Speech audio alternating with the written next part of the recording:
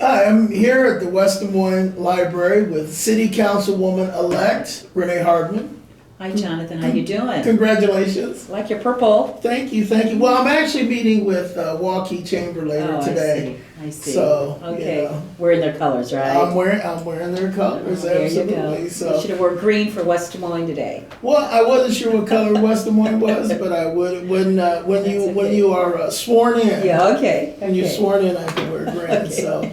So let's start off just by talking about what the campaign experience was like. I remember a few months ago you sitting down talking about running, Yeah. and you had no idea what you were getting yourself into. And so now talk about what the experience of running was like. Yeah.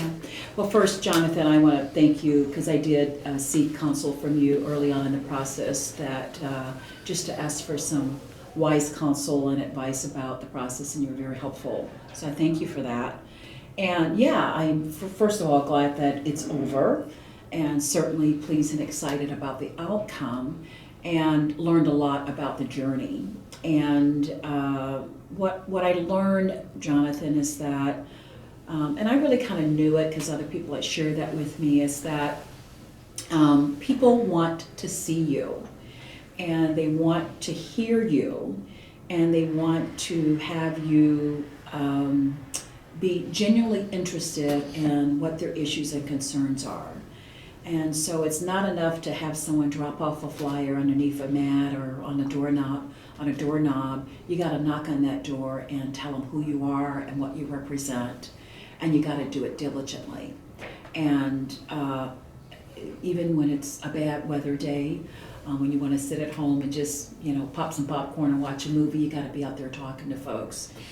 I learned that people also want to see folks that are engaged in this community, and I think some of my community efforts and my community profile helped a lot. And they want to see a proven business leader. And I do think West Des Moines was interested in seeing, representation of all people on the council. And so through hard work and fortitude and getting out there and meeting people where they're at and knocking on every door that you can and asking for not just the vote, but what's important to them, I think that resonated with this community. So you talked to people. What was important to them? What was important for them, as I listened to a number of folks, is that they certainly want transparency in the way in which city government is run. They're very interested in areas of engagement and making sure that the people of West Des Moines have a voice and can be heard and listened to. You certainly talk to folks that want a stop sign here or there and a curb fix here or there and all of those kinds of things that they wanted to talk with you about.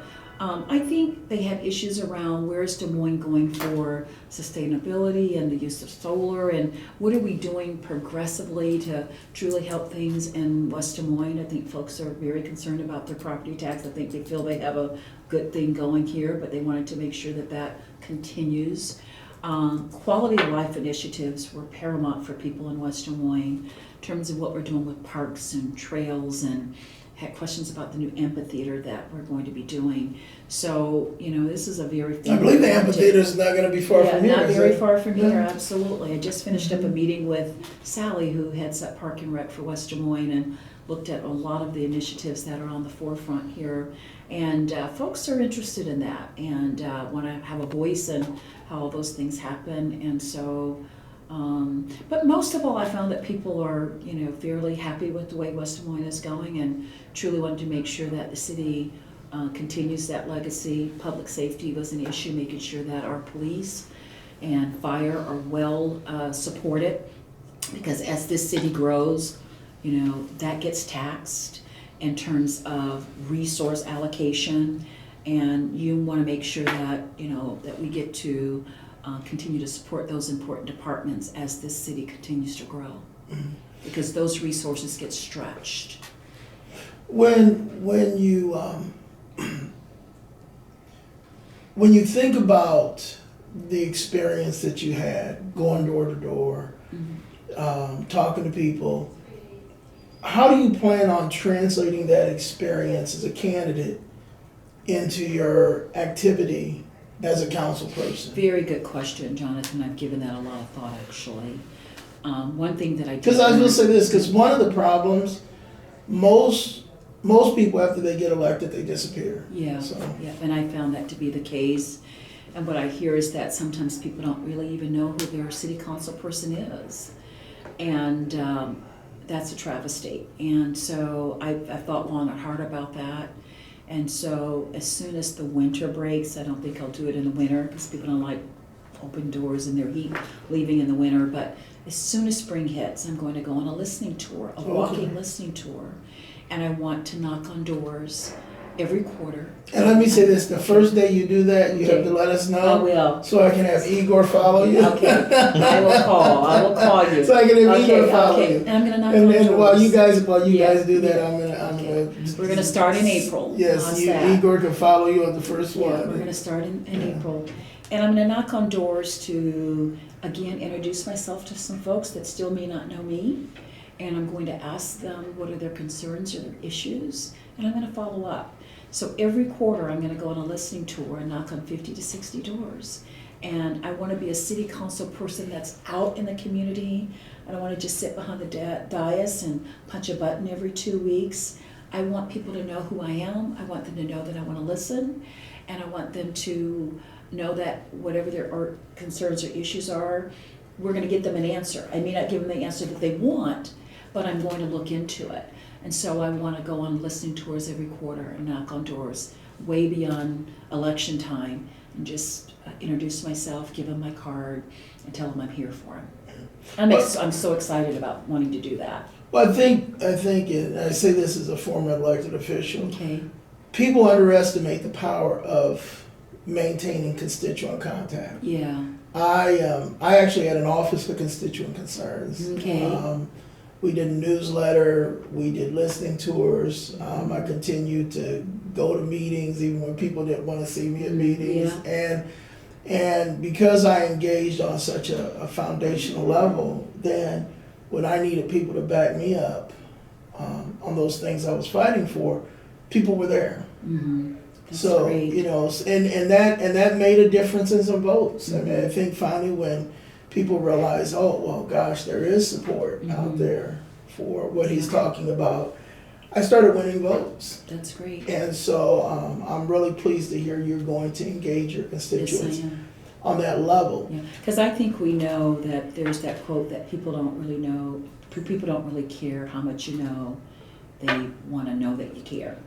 And that caring is, taking the time to ask and to make yourself available and to hear the good and the bad and the ugly and act upon it.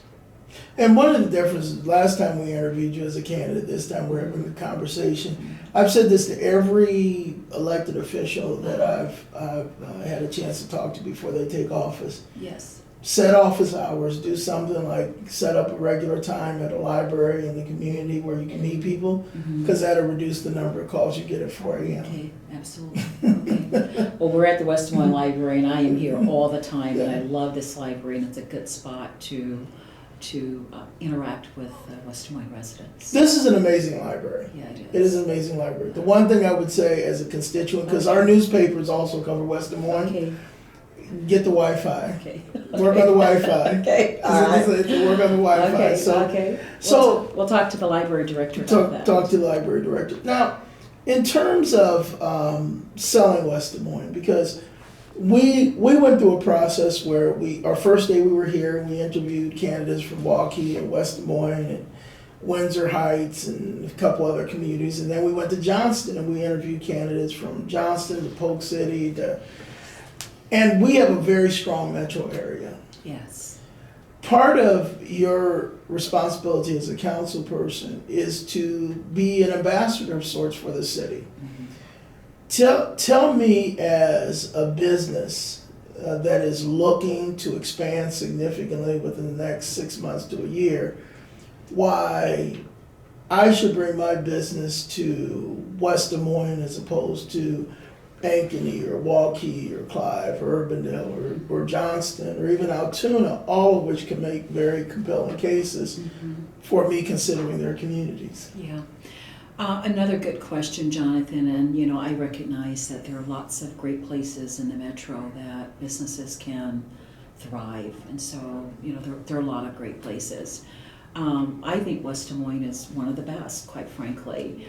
One of the things I would share with you is that we have a phenomenal West Des Moines chamber that supports its local small business owners, and they have wonderful programming and wonderful support that enhances the networking opportunities and the growth opportunities for a small business owner. I am a small business owner, and the chamber has been a wonderful resource for me to connect with others, and they provide plenty of opportunities to do that. So I would certainly sell the West Des Moines Chamber as a great partner for a business, a small business like yourself, to move here because of those kinds of opportunities. I think West Des Moines has a very good business climate here, and folks care about this community in ways that we support each other. I can't tell you how successful my business has been through just networking with other business owners, and small and large, coming to the table and just giving them a card and telling them who I am. So that's how you can grow your business, is having a big hub resource there that does a lot to support small business owners. Mm-hmm. Now, I want to talk a little bit more about West Des Moines, but let's talk a little bit about you, because you mentioned you're a business owner. You mentioned part of the reason you felt people responded to you is because of your community service and work. Mm-hmm. Talk about Renee. For those people who may not know you, okay. Give us the story of Renee. I am an individual that came to Iowa sight unseen in 1979 from Chicago area, okay, and came to attend Drake University and got my degree. I started in 79, got it in 83, and I liked Des Moines. It was a place that I think that I could thrive. I had a good job working with the mentally ill. I worked for Mainstream Living because I had a degree in psychology, and I felt I was making a difference to the lives of those adults that really needed someone. Is that the one that was over on Pleasant? Yeah, Mainstream. When I worked there, I worked at the one on South Union. Okay. And McKinley. There were two facilities adjacent to each other, and I was the supervisor of one of those facilities, and I worked day to day with adults that had a mental illness. And I felt really good about that because, again, I majored in psychology and I was putting my degree to work. And then I decided I wanted to get into business and went to DMAC Urban Campus, wonderful experience there. Then got into the MBA program at Drake. I worked for the state for 7.5 years, being a personnel officer, and then I worked for IPERS for 3 of those 7 years or so. Then I landed a job at Bankers Trust, and in 18 months I became an executive officer as a senior vice president of HR. So I had a 23.5 year career at Bankers Trust, where I got a lot of my executive level leadership experience and running an enterprise that's $2.5 billion in assets, maybe more now. And then I for 4 years have owned my own business as an HR professional. It's Hardman Consulting, and I do everything HR with small to medium-sized companies. I do executive coaching, and diversity and inclusion, equity strategies is really my bread and butter, and that's what I do with a lot of companies. On a personal level, I just have always committed myself to this community. A thing that resonates with me is to always try to make the community better than how you found it. So I probably have served over 21 or so nonprofits in this community, starting with Big Brothers Big Sisters for 17 years. I was a volunteer, but yet 7.5 of those years I was on the board. And Youth Emergency Shelter Services, Dress for Success, United Way as an executive committee member, Moore Scholarship Fund, Hospice Foundation, Chrysalis Foundation. The list goes on and on, where I've really tried to allocate my time and my treasure and my talent. And each one of those organizations resonated with me because I aligned with the mission of someone that was disadvantaged, young girls and women and students that needed mentoring. That's what really resonates in my life. Being raised by a mom as a single parent, I was, the notion of giving back to those that are less fortunate really resonated with me. So again, I love giving back to the community. I felt serving on West Des Moines City Council kind of elevated my level of service in a bigger scale to all of West Des Moines, and I can have an impact on a lot of things that affect our local community. So it really kind of felt like the dots were aligning and connected to do so.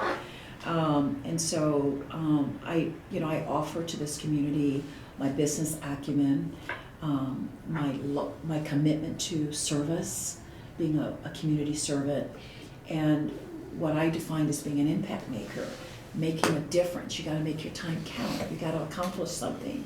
You got to have made a difference. Because if you have not, then people got to evaluate whether they want to continue to give you that vote of confidence.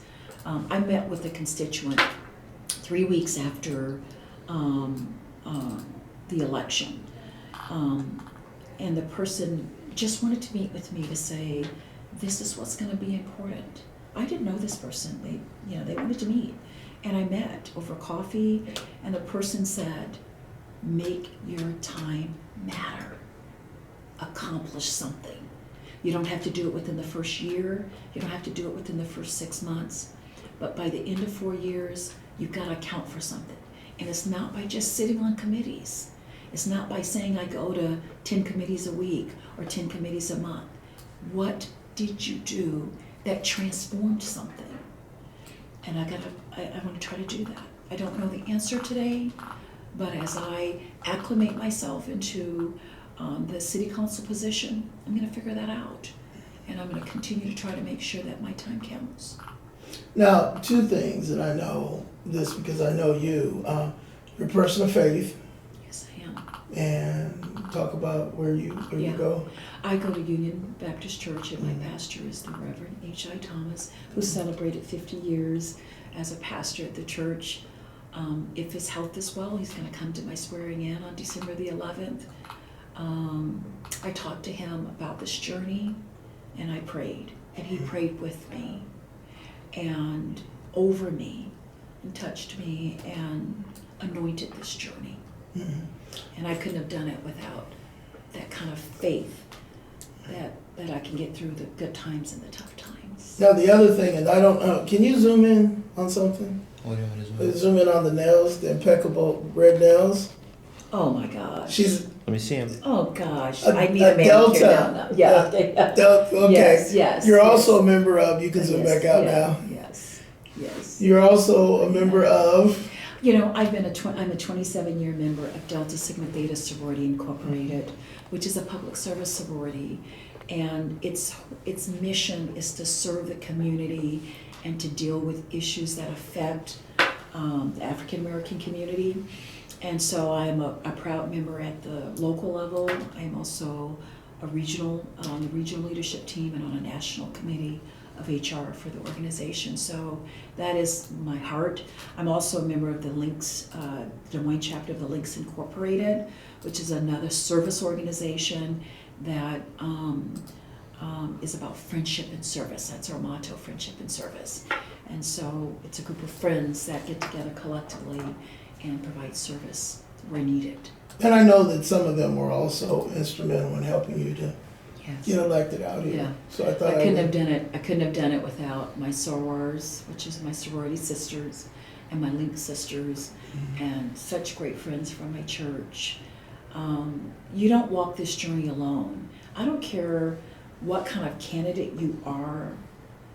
You've got to have people that are willing to believe in your candidacy and believe in this journey, and it's going to give you their time and their treasure. And large or small, everything mattered. But what was the most important is the time that a young person took away from going from school to walk and to knock on doors or to make phone calls. I had a young lady who said, Renee, I just want to help you. What does a city council do? And I said, let's talk about that first. And you know what that person did? Spent 4 nights making calls because they believed in your candidacy. And so I'm having an appreciation dinner on coming up in next week. And it is just to thank those folks that believed in this journey. You're invited. You're more than welcome to come, Jonathan. So I can't wait, because I want to look all of them in the eyes and say, thank you for believing in me. Now, one other thing, and I'll throw this out again since we're having conversations. I don't know the inner workings of the city of West Des Moines. I first became well acquainted with West Des Moines when John Long and Barb Long called me Yeah. before they had Wow. formed the Valley Junction Association, and I remember sitting down with them.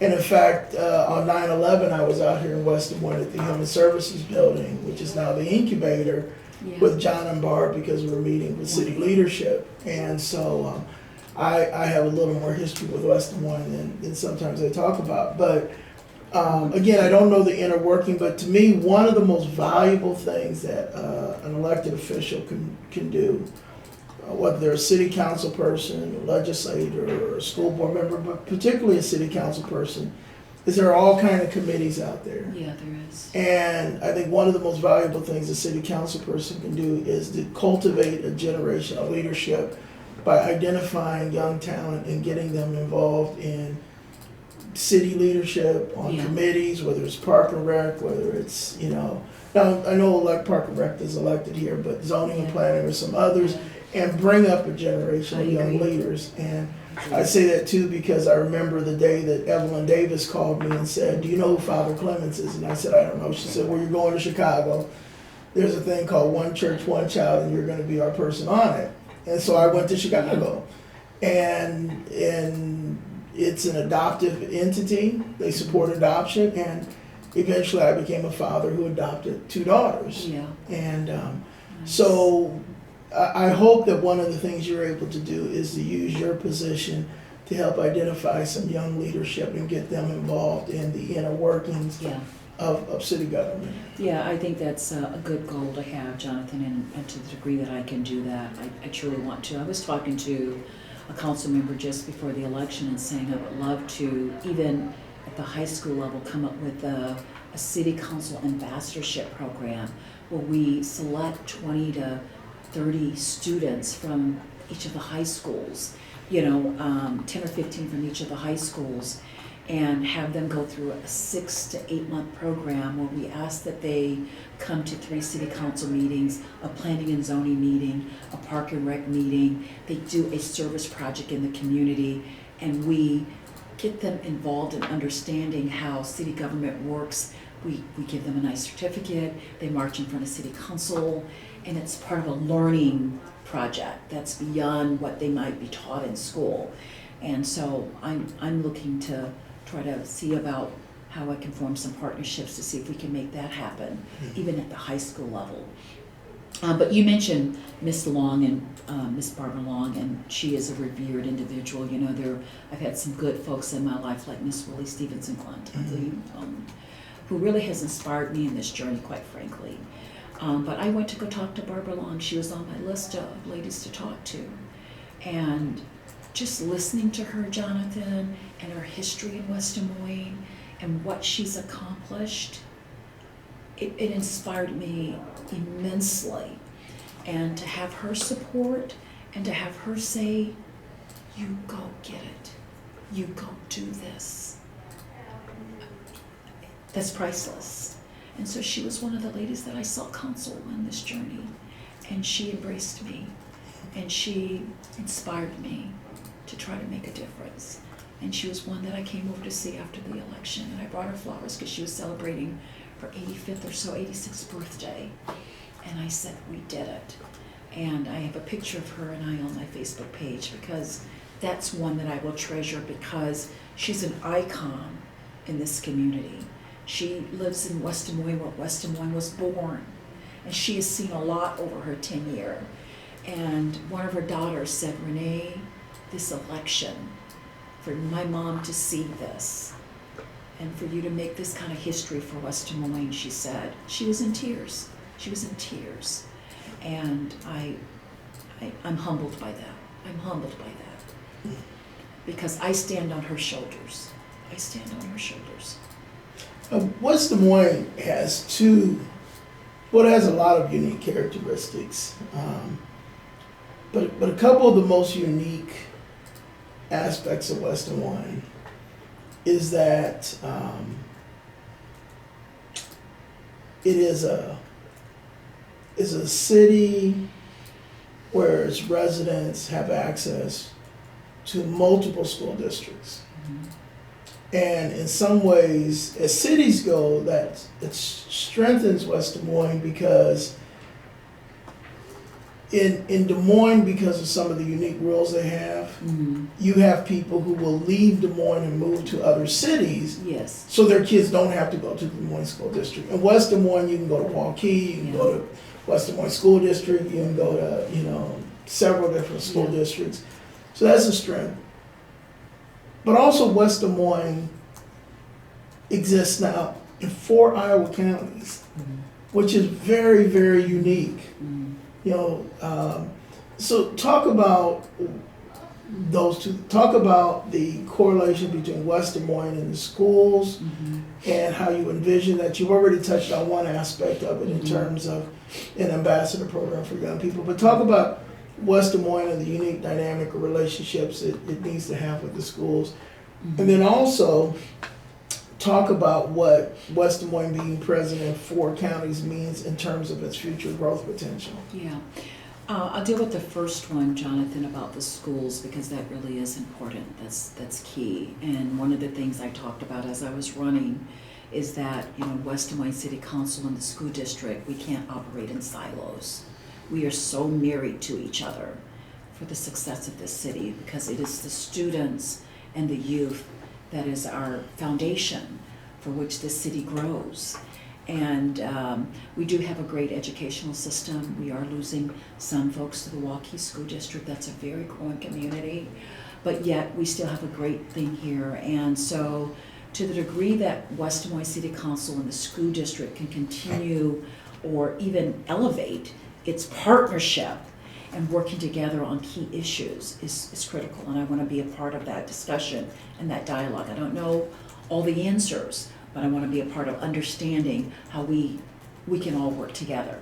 And there's been some efforts already to do that. I'm attending those community forums that David Maxwell puts together on really kind of surface out of the valley issues.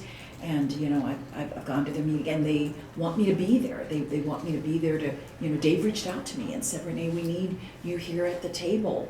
And he's so right. From our last meetings, from the discussions that ensued, oh my gosh, I started thinking about the many kinds of things that we can bring to West Des Moines City Council to help partner with some of the kind of key issues that face and plague our community and others alike. You mentioned that West Des Moines is poised in a variety of other counties and municipalities. You're absolutely right. And to the degree that we can all try to work together to create some efficiencies in the way in which we do services and the way in which we get things done, I think we need to have all those open discussions. I'm open to all ways in which we can do that. I don't have all the answers, Jonathan, but I know that that's going to be the key to our growth, is to talk with other municipalities and see how we can leverage our resources and be more efficient, and are there opportunities to do that. We need to have those tough discussions. I'm a data person. I always tell people I don't just have the personality to make stuff up and have people believe it. So I'm a hard data person. And recently, one of the data points, not even the data points, the name change said a lot to me. Once upon a time ago, we had the Greater Des Moines Metropolitan Statistical Area. And now we have the Des Moines, West Des Moines Metropolitan Statistical Area. And that only exists because West Des Moines has become, in the eyes of that data trove, a real city. So talk about the transition from a West Des Moines that many have perceived as a suburb of Des Moines to a West Des Moines that is now a freestanding, independent, one of Iowa's 10 largest cities, And soon could become one of Iowa's 5 to 7 largest cities if its growth trajectory continues over the next 10 to 20 years. Yeah, and it's interesting that you mentioned that, because there was a discussion I had last week with someone about West Des Moines being called a suburb of Des Moines. And clearly, West Des Moines is a city, okay, of Iowa, not a suburb of Des Moines necessarily. And so, we have grown exponentially over the years. We're up to close to 65,000 or so right now, which is huge. And so I think West Des Moines is looked upon. I looked at all these committees. There was 2 pages of committees, Jonathan, that city council members need to staff and sit on. And a lot of them are metro committees, regional committees, because people look to West Des Moines to be that resource and to be a partner and to have those thoughtful discussions about how we can manage very limited resources and how we can partner and all those things. So I see West Des Moines as one of those shining stars that can lend its expertise to other cities that might be struggling in ways that we're not struggling. So half the committees are regional committees and metro committees that we all sit on with other municipalities in order to, again, form these greater partnerships, but yet still remain unique to our own identity and who we are as a city. Well, I think in many respects, some of what were suburbs of Des Moines are becoming more suburbs of West Des Moines. Clive, portions of Windsor Heights, even the degree to which Waukee School District is, its growth strategy as a district is foundationally linked to the growth of West Des Moines. And it has a growing enrollment because of West Des Moines residents. Mm-hmm. And, I've published suburban papers since the 90s, and I used to be fascinated how someone who lived in Urbandale was on the Johnston School Board, and someone who lived in Urbandale was on the West Des Moines School Board, and there was this interconnectedness, and even to the degree we see people who live in Clive and Urbandale running for the Waukee School Board. And West Des Moines, as it literally grows and expands in this region, is becoming this hub. I know that last night I was planning on coming to see Roman J. Israel with Denzel Washington. I wasn't going to see it in Des Moines. I was coming to Jordan Creek. Okay. Why is that, Jonathan? Because Des Moines doesn't really have many theaters anymore. And so West Des Moines is really becoming, in many ways, you have the civic mills when people go out at night. I know you have that Civic Mill, West Glen area where you have the comedy club and the Funny Bone and the dueling piano bar. And that's West Des Moines now, not a bedroom community where people work in Des Moines and then come out to West Des Moines to sleep. So, one of the things, Jonathan, I think you know it best, is that City Council pays a lot of attention to the quality of life initiatives here in West Des Moines. It is paramount, and that we are a city for all ages, of all diverse backgrounds, and we have some opportunity there. But I certainly think that it's a city that is paying attention to the kinds of things that this city can offer for, families, singles, millennials, or the younger generation. Even the elderly has needs as well. And so West Des Moines is that place that is trying to be many things to a lot of people, but quality is the underlying foundation. I have to ask this question. Are there any battleground issues rising on the horizon? With growth comes urban growth comes a kind of natural mitosis. Mm-hmm. In Des Moines, we've seen it when we had the eventual split between what people perceived as in the best interest of the neighborhoods versus downtown. And I mean, throughout Iowa, we've seen it in communities. We've seen it in Waterloo. We've seen it in Davenport. Cedar Rapids. We've seen those type of divisions. And in this metro area, there's the unique dynamic of this community being able to attract major corporations. We have TIF issues. But also we do have real neighborhoods. There are real education issues. So where are the potential challenges or battlegrounds over the next few years as you see it within West Des Moines?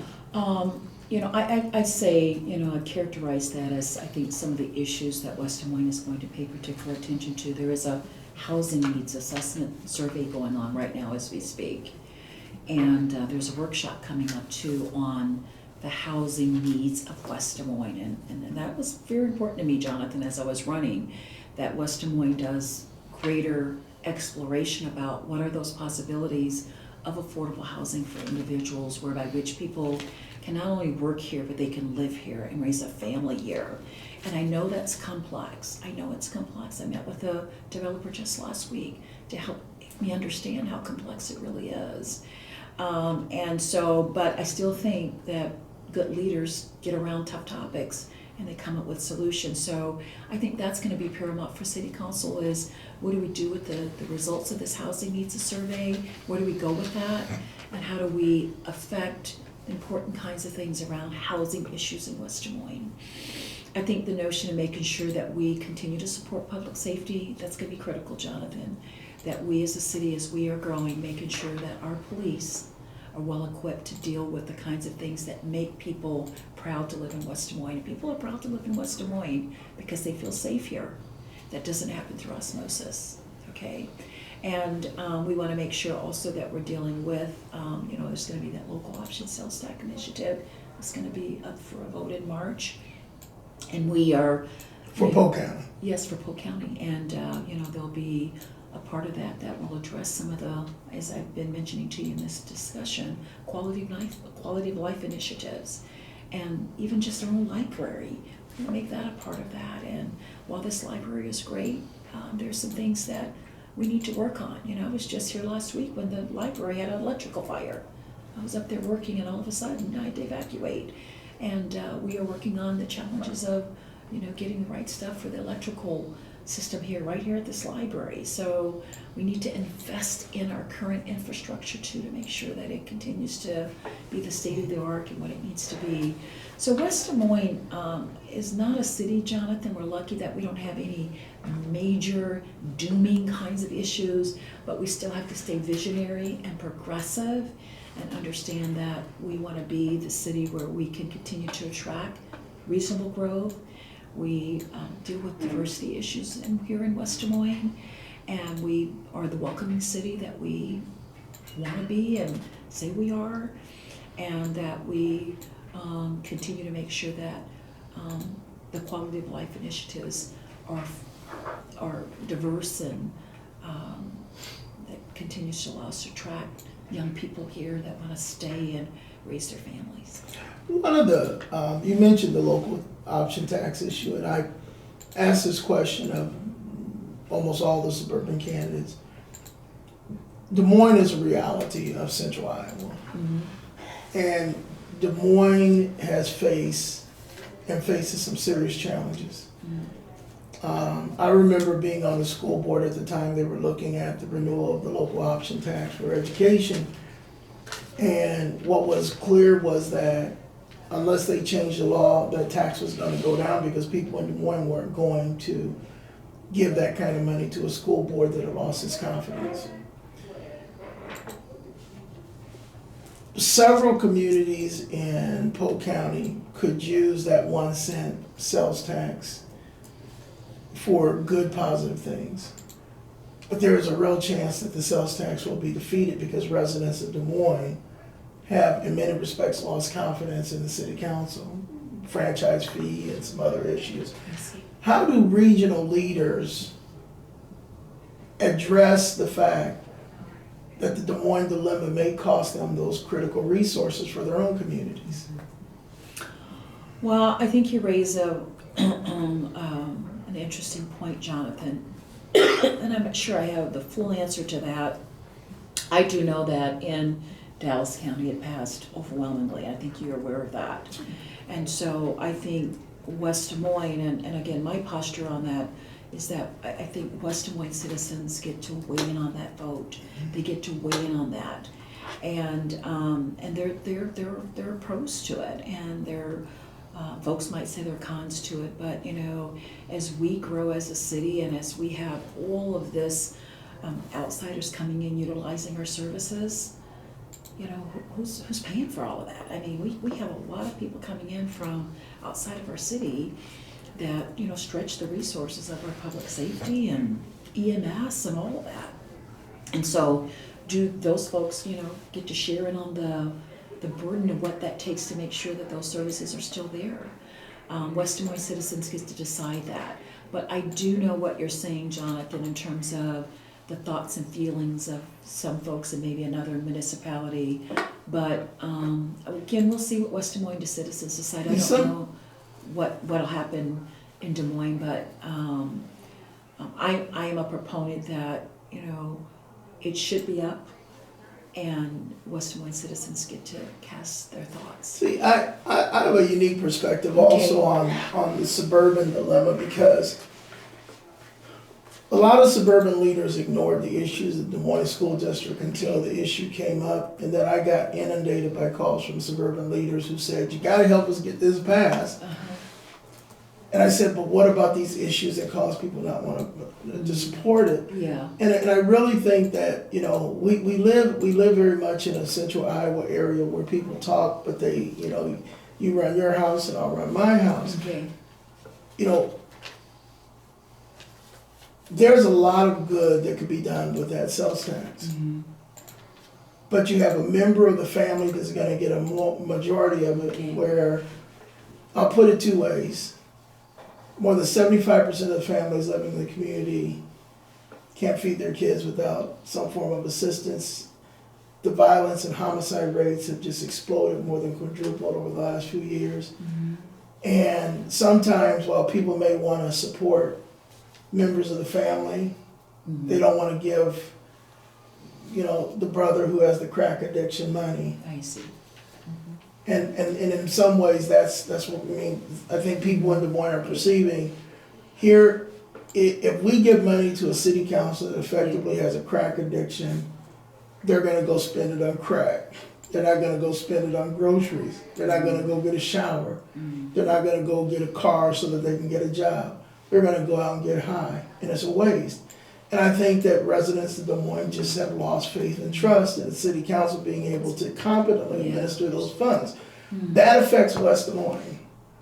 So, I'll move on to the next issue, but I think if suburban leaders don't address the Des Moines dilemma, then it's going to be real difficult to ever pass that tax, because there's a population out there that just doesn't trust the city council, that has failed so miserably in so many areas. With that said, I want to ask an issue of one of your areas of past expertise.